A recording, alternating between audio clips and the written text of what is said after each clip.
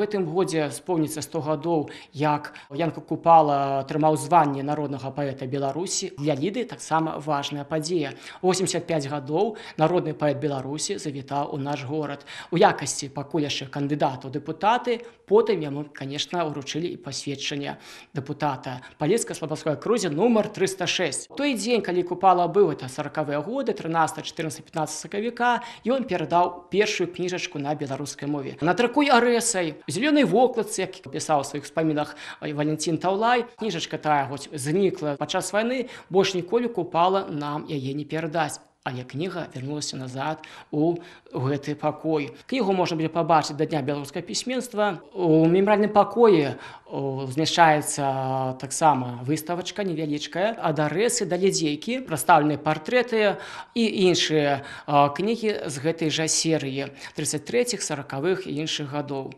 Так што сардэчна запрашаем вас у дом Валентина Таулая.